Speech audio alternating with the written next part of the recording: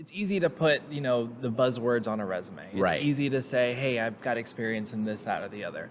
But it's harder for you to really dig in and read in between those lines and kind of find things that showcase grit, things that showcase, they're motivated, whether it be by money or by, achievements, right? Right. And so using these tools, it just helps us, kind of figure that out.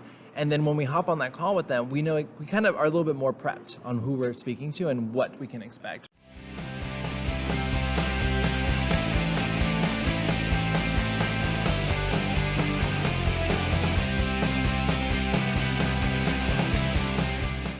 Awesome. All right, so Sebastian, why don't you tell us a little bit about your background and how you got into the talent acquisition field? Yeah, absolutely. So I started in sales, kind of the old salesman turned recruiter. Gotcha. tale.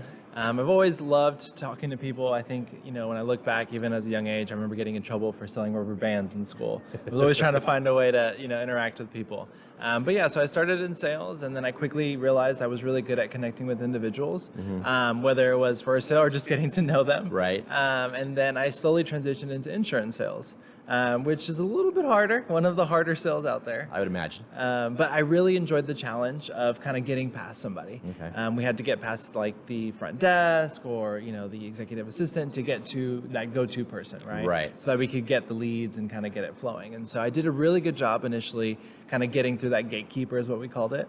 And so after about a couple months, my boss tapped me on the shoulder, and she was the VP of the company and was like, hey, have you ever thought about recruiting and what that might look like? Right. And I was always interested in it. I had done some, when I ran businesses for myself or when I was in college, for the fraternity. I've always kind of been in a recruiting type of environment, and that's really what sales was at the end of the day.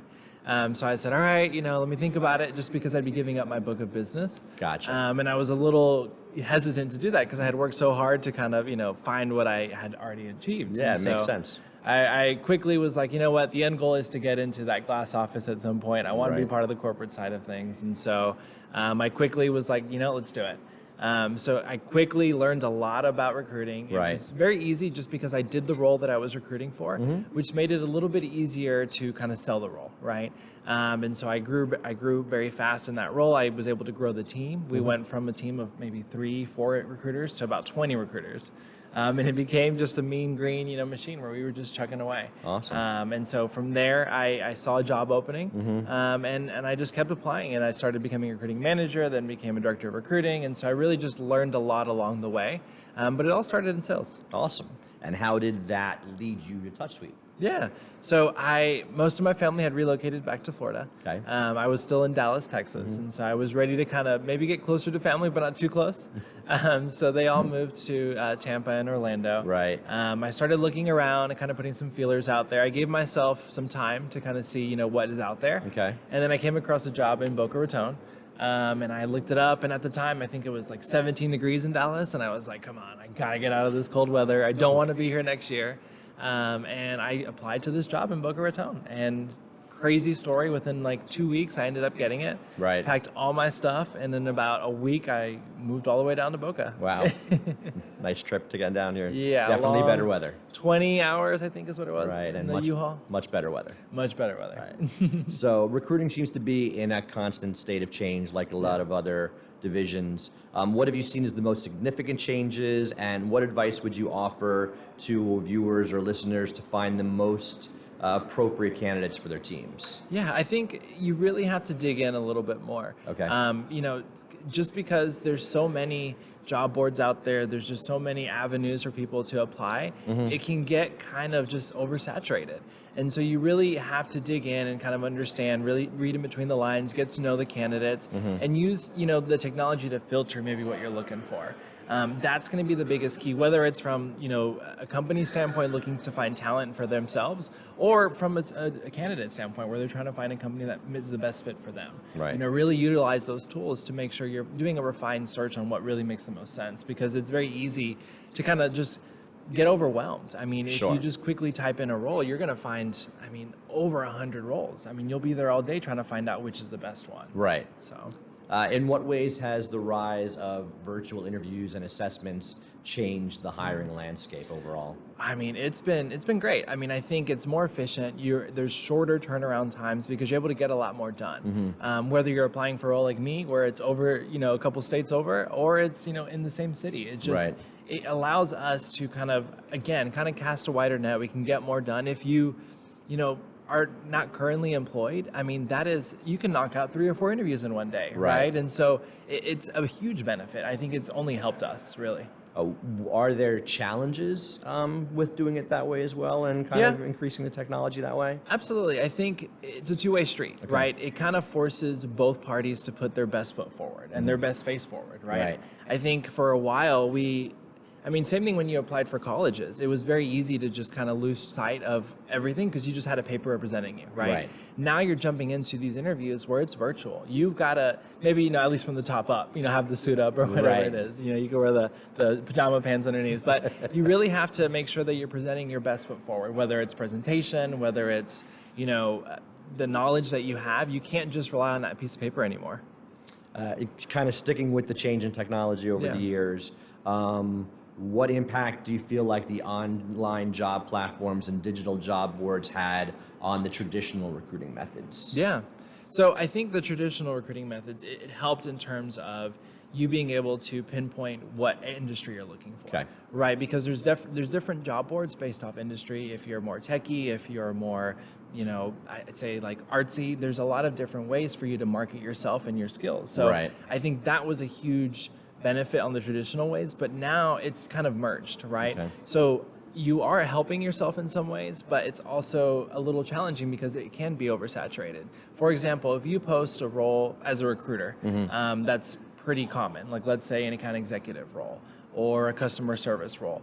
I mean, I'm getting about 300 applicants at any given time. Oh, wow. So how do you filter that down, right? I mean, obviously you want to go through the majority of them, but there's ways to kind of get it to exactly what you need, whether it's the industry or what makes the most sense for the hiring manager. Gotcha. And how has social media transformed the recruiting strategies, especially in reaching passive candidates? Yeah. Oh, it's fun. You get to sneak up on them. You get to do a little surprise, on them. I think it's because traditionally you're not actively looking when you're on social media, right? You're either checking it up on your friends, you're shopping, you're seeing, funny videos, and then you start saying, oh, these people look really happy. What are they doing? Oh, what job is this? And aside from, looking at what you're doing now, the whole theory of the grass is greener on the other side, sometimes it can be, and when you're just aimlessly, scrolling through your phone and you see these little reminders that there is something else out there, then that starts to get their brain thinking, hey, maybe I should look into, maybe not so much that company, but just that industry or maybe another job. So the social media helps because I think for a while, our parents teach us to be not necessarily complacent, but be happy with what we've got, right, where we're at. But some of the best ways to not only increase salary, but also knowledge is for you to jump around and sometimes put yourself in uncomfortable situations or new situations. Absolutely. And so we always try to find, as a recruiter, candidates that have that drive, that want to learn more, that are resourceful. And so social media just allows you to kind of do all of that, and kind of see what else is out there and cater to your skill set. Because social media is generally kind of everybody putting their best face forward, as you said, or what from a company standpoint and from a candidate standpoint. So because of that, and because people are always putting out there, and the company as well, maybe not necessarily how things actually are, but how they want people to see it as. How do you kind of filter that? Of course. What is real and what is just really there for social media? So that's a great point. I think you can sometimes lose track of what you're really focused on because they'll throw all the bells and whistles at you, right? Especially, some of these new startups where they've got a lot of neat, cool things, right? I think it's important for you to really dig in and try to speak to as many people as possible. Really try to dig in if they've got a robust recruiting process where there's like 3 or 4 individuals that you're meeting with. You don't want to just meet with one and get an offer. That should be a red flag for you. Absolutely. Right? I think you'll see some companies now share like a phone list of people that work there so you can reach out to them and kind of see, what their days looks like. Are they genuinely happy? Right.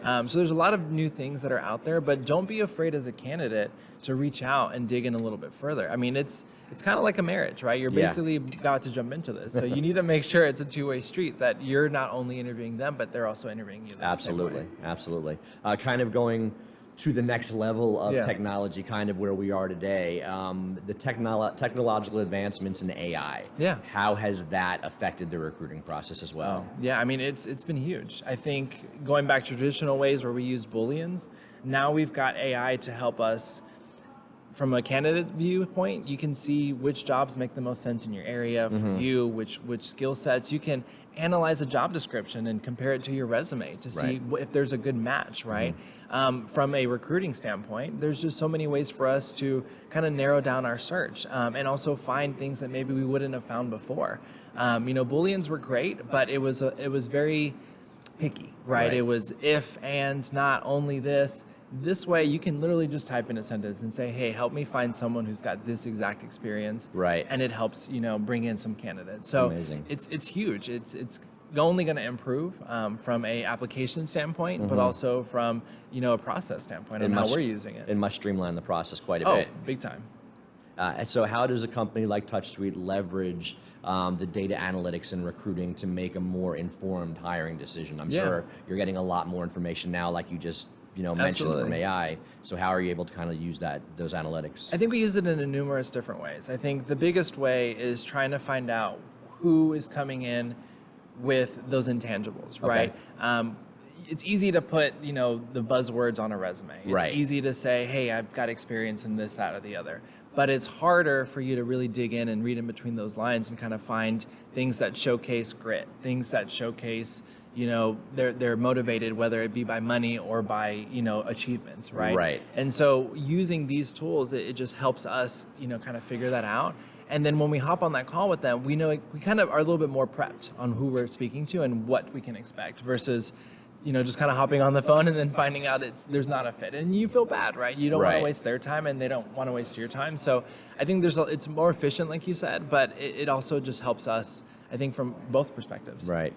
So obviously in the modern world, thank God, there is a much bigger focus on diversity in every facet. And of course, employment is a huge part of that. Absolutely. So what kind of challenges do you feel like organizations now are facing in maintaining a really fair and unbiased recruiting process when implementing that AI into hiring? Specifically, that's got to have some sort of an effect. Of course. I think you're going to start noticing, that it is being used because you're moving quicker through the pipeline. But I think it's going to be up to the companies to really kind of prioritize having in-house recruiters for them to really understand who they're bringing onto the team. When you kind of overlook that personal touch and you only focus on the data, it's great, right? Right. But there are some cons to it, some negative sides to it. You're not getting that human touch. So we could bring in the great person who has all the accreditations that we're looking for, but they may just not be a culture fit, and both perspectives just may not be happy, right? And so I think it's really important to have those in-house recruiters, or kind of how we talked about earlier, multiple people, multiple rounds that you're meeting with to get a feel for the company, but also to kind of know what you're jumping into, right? If you're only going through a fully automated, recruiting process, you're gonna miss all of those things. It's very easy to kind of use smoke and mirrors with the technology and say, oh, everything's great, take this assessment, we'll move you on to the next, right? Right. No, slow it down. Like, really inform yourself as you're learning about the company and take your time to kind of figure out who all is working there. So try to separate yourself from that technological standpoint and kind of see, hey, are they human at the end of the day, right? Because that's who you're going to be working for. You're not working for the AI. Yeah, for sure. So we're talking about all these advancements. We're talking about kind of where things were and where they are now. So the best you can, look into your crystal ball a little bit. Any thoughts on what the next big changes in recruiting might be? I think you're going to see a huge push towards benefits. Okay. A lot of companies are moving back towards in-office. You'll see that now. COVID's kind of, it's still around, but it's not as predominant as it used to be. And so companies are now moving back in office. You're seeing that because of that, they're having to counteract, the gas or the commute. And so you're going to see things like, food or, better PTO benefits. So you'll see some shifts there. You'll also see a shift more towards companies trying to create more camaraderie within office, Okay. right? Because you're going to see more inclusivity. I think there's a DEI huge push towards a lot of retail companies, but now you're going to see that more towards corporate companies. Right. To encourage people, hey, we've got a great culture. We want you to come in office. We want you to be successful in here. Not to say they're not successful at home, right? Right. You're still going to see some hybrid options here and there, but you're going to start seeing more people kind of pushing more back in office. Gotcha. And so with that, kind of, if people are going back into the office, one thing that seemed to become a very important thing during COVID when people were spending more time at home and as they started to adjust to getting back out there and working remotely or however it worked, it seems like work-life balance became a very, very important issue. Yeah. So how are we going to be able to kind of maintain that as everybody starts to kind of go back into the office working? Is there a way to kind of do that?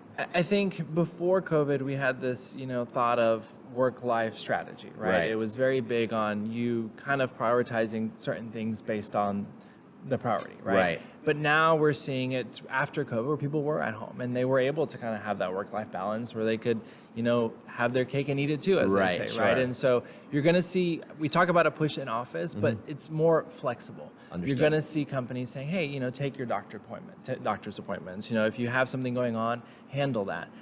But you are going to see them wanting to have you more inside the office. So the balance is definitely still going to be there, but I think it's going to be up to us as the candidates to vocalize that during the interview process to make sure that you know what you're walking into. You don't want to kind of just agree to everything and then, accept the job and then realize, hey, I've just sacrificed that. Because at the end of the day, if you're not happy, it's going to reflect on your work. Absolutely. So I think it's big on you kind of figuring out what that balance looks like before you start applying for a role. Understood. Yeah. Well, Sebastian, thank you very much for your Absolutely. time, and hopefully we get to talk again soon. Absolutely. Have a great day. All right, you too.